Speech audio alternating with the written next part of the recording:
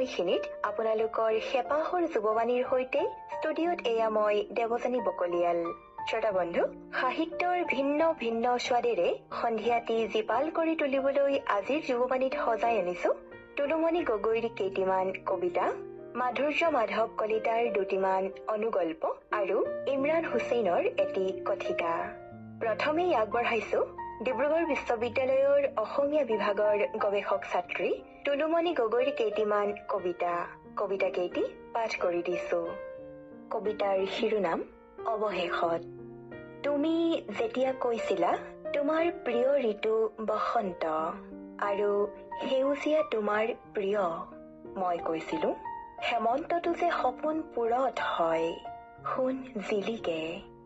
বতাহ এচাতি বৈ আহিছিল, তুমি গাত মেৰিয়াই লৈ কলা শীতল বতাহ। তেতিয়া কিন্তু মই গছবোৰলৈ চাই চাই আপোন কৰিছিলো সেউজীয়া।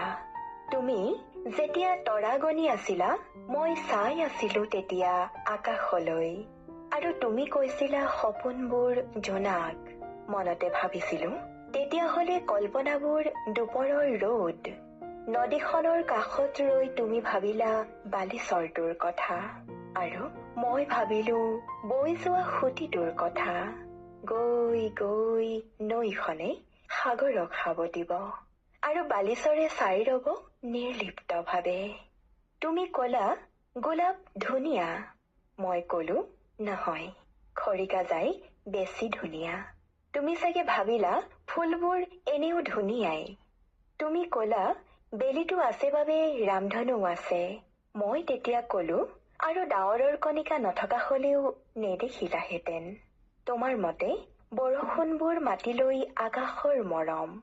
মোৰো অকস্মাতে মুখেৰে বাগৰিল ৰজ্জাকো ঘৃণা নহয়। এনেদৰেই চলি থাকিল অহৰহ ভাৱনাৰ দিয়ালোৱা। চলি থাকিল জীৱন আৰু সময়ৰো হিচাপ। সূত্ৰবোৰ কেতিয়াবা মিলিল, কেতিয়াবা ছিগিল। ইমানবোৰ অমিলৰ অন্তত হৃদয়ৰ পৰা হৃদয়লৈ তথাপি থাকিল এটি টান। একেখনেই যে আমাৰ পৃথিৱী, একেখনেই যে আকাশ, ঈশ্বৰো যে একেজনেই। কবিতাৰ শিৰোনাম সমীপেষু। হুৰ হুৰ বতা চৰাই, মোৰ ধান নাখাবি, গোট কৰাই আনিছো হেঁপাহ পলুৱাই খা। বকুল বৰাৰ চিৰা আয়ে খুন্দিছে, নতুন আলহী অহাৰ কথা। পিতাই ৰঙাজানলৈ গৈছে থমা দৈ বিচাৰি। অ বতা চৰাই, তোৰ ৰাজকোঁৱৰ কত লুকাল?